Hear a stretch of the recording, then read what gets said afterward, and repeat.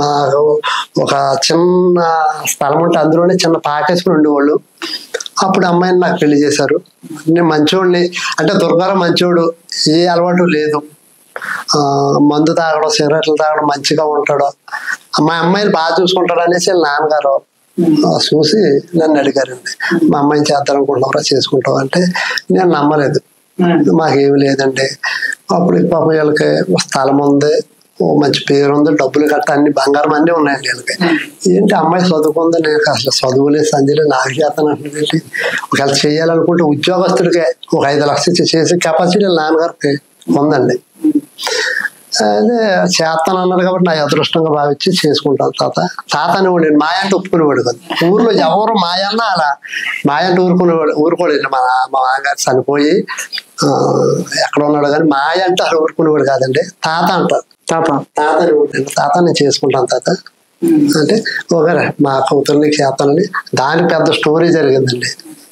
పెళ్లి చూపులకు రమ్మన్నారు, వెళ్ళామండి. వెళ్తే వీళ్ళ ఊళ్ళందరినీ కౌరబ్బారు. 100 మంది వచ్చారండి. నేను, మా అమ్మ, మా తమ్ముడు, మా నాన్న, మా ఫ్యామిలీ 5 వెళ్ళామండి. వెళ్ళి నుంచున్నాం. నుంచుంటే అందరూ కోపం వస్తే, ఇప్పుడు మీరు కోపం వస్తే ఎలా చూస్తారండి? నా మీద కోపం వచ్చింది అనుకో, నా మీద మీకు కోపం, మీరు ఎలా చూస్తారు? నవ్వుతా చూస్తారా? ఎలా చూస్తున్నారు? ఎలా చూస్తారు వీళ్ళందరూ ఏంట్రా అంటే పాపం మీద నాన్నకు ఒకరికి ఇష్టం, ఉన్నవాళ్ళు ఎవరికి ఇష్టం లేదు. ఆడికి ఏముందో చూస్తాకే చిన్న గుడుసు, ఆడికి ఏమీ లేదు. వాళ్ళు ఎలా పెంచుతాడు చూస్తాక. ఆడేమో చదువు సంజయ్ లేదు, చదువుకున్న అమ్మాయిని ఎర్రగా బుర్రకున్న అమ్మాయిని ఆడి చేతులు పెడతాను. వాళ్ళకి బుద్ధి ఉందా?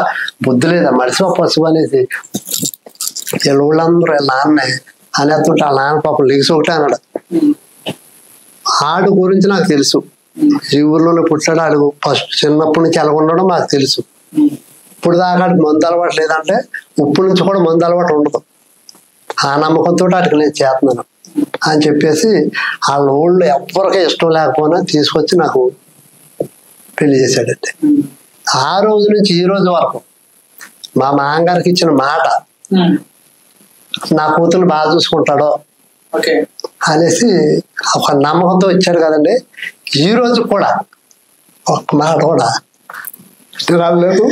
కానీ నా మామగారు నిజంగా దేవుడు, అంతమంది వద్దన్నా ఆడి మీద నాకు నమ్మకం ఉంది. నా కూతురు బాగా చూసుకుంటాడు, నేను నమ్మి ఆడికి చేస్తున్నాను అన్నాడు. ఖచ్చితంగా ఈ రోజు కూడా చాలా మంది నన్ను మందు పార్టీలు గట్రా రమ్మంటారండి. మా మామగారు దృష్టిలో పెట్టుకుని ఆయనకి మాట ఇచ్చారు.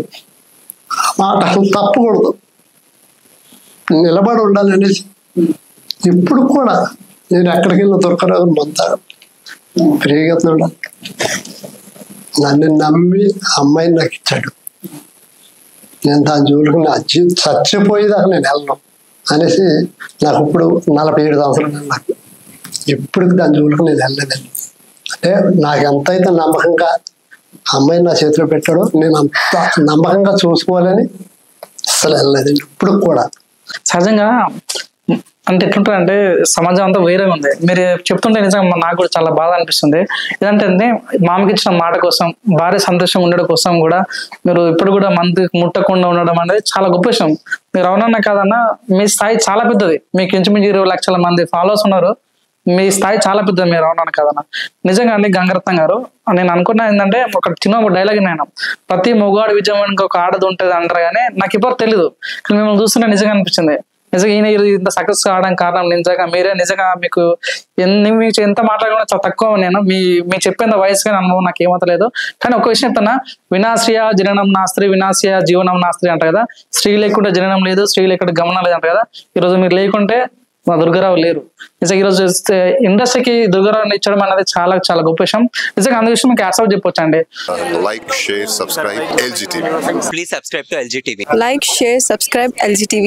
Subscribe LGTV. Please like, share, subscribe LGTV. దీన్ని మీరందరూ కూడా లైక్ చేయండి, సబ్స్క్రైబ్ చేసుకోండి. ఆ పక్కన ఏదో గంట ఏదో పెడతారు, అది కూడా వీలైతే కొట్టండి. Guys, please do subscribe LGTV. Have a good day. Thank you.